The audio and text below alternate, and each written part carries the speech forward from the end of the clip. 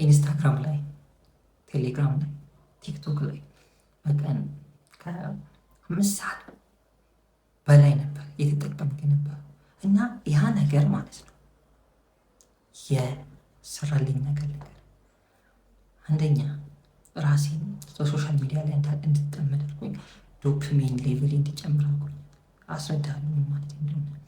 ሁለተኛ ራሴን መጥፎ ሱስ ውስጥ እንድከት አድርጎኛል።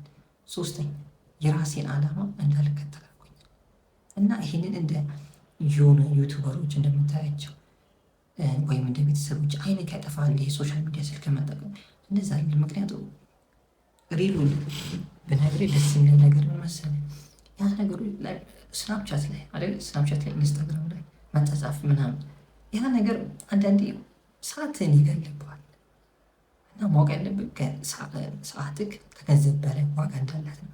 በዚህ ጊዜ በዚህ በወጣትነት ዕድሜ እዚህ ላይ የምታሳልፍ ከሆነ ራስን አጠፋ ማለት ነው።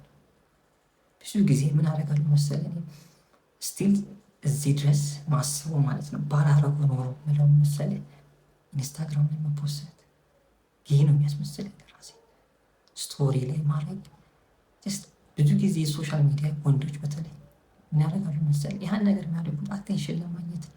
እኔ ብዙ ጊዜ ምን አደርግ መሰለህ ኢንስታግራም ላይ ሁሉ ጊዜ አዲስ አካውንት ክሬት አደረግና የራሴን አካውንት ፎሎ አደርጋለሁ። ምክንያቱም ብዙ ፎሎወር ያለው ሃይ ስታተስ አለው ብዬ ስለማስብ ማለት ነው።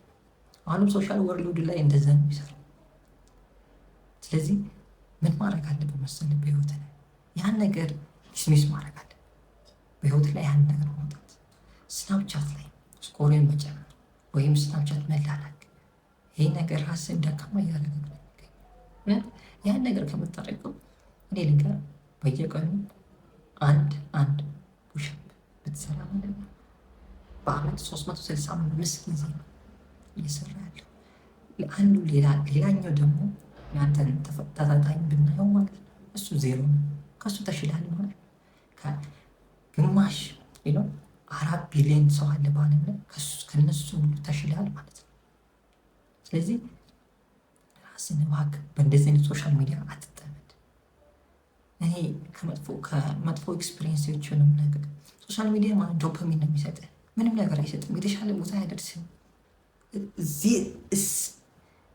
እዚህ ድረስ ማለት ነው ህይወቴ ላይ እያቀናኝ የመጣው መሰለኝ ፕላንህን የተሻለ ላይ አረገግ ሌሎቹ ሳሰማ ኤክስኪዩት ስታደርግ የተሻለ ቦታ ያደርሳል።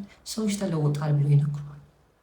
ይሄ አንዳንድ ጊዜ አንዳንድ ዩቱብ ቪዲዮዎች አሉ ምን ያሉ መሰለ ወይም ታምብኔላቸው ላይ ያሳዩና ከ0 እስከ 10 ቀን እንደዚህ ትሆናለህ፣ ከ10 እስከ 30 ቀን እንደዚያ ትሆናለህ እና ይህን የሚሉት ማለት ነው ኢንሲምፕል ጀስት ሰክሰስን ለማሳየት ፈልገዋል እና ያ ነገር እና ብዙ ጊዜ ሶሻል ሚዲያ ላይ አትታለል።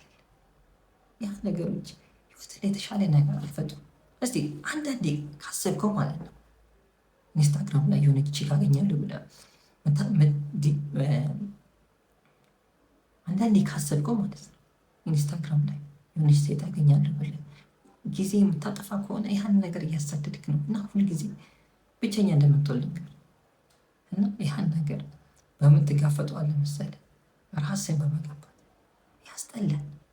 እውነቱን ነው የምነግርህ፣ በጣም ነው የሚያስጠላው፣ ግን ተደርገዋል። ያን ነገር ስታደርገው ዲሲፕሊን ይፈጥርልሃል።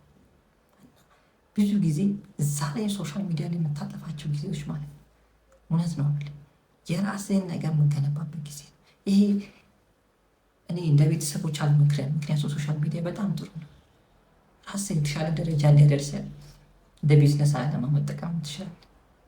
ግን ማለት ነው ሁልጊዜ እነዚህ ነገሮች ላይ ቲክቶክ ላይ ሰዓት የምትገሉ ከሆነ ሁልጊዜ ብቸኛ ነው የምትሆነው እና ራስህን በጣም እያጣነው እና የፈለግከው ደረጃ እንዳትደርስ ነው የሚያደርግ። ስለዚህ ይሄን ነገር በደንብ ማውቃለህ። የራስህን ህይወት የምገነባው በራስህ ውሳኔ ማንም አይወስን። ለእኔ መጥቼ አበበ እንደዚህ ያደርጋልን። ስለዚህ ሶሻል ሚዲያ ራስን ማድረግ አለብን እና ያ ነገር ያን ስታደርግ ለውጥ ታያለህ።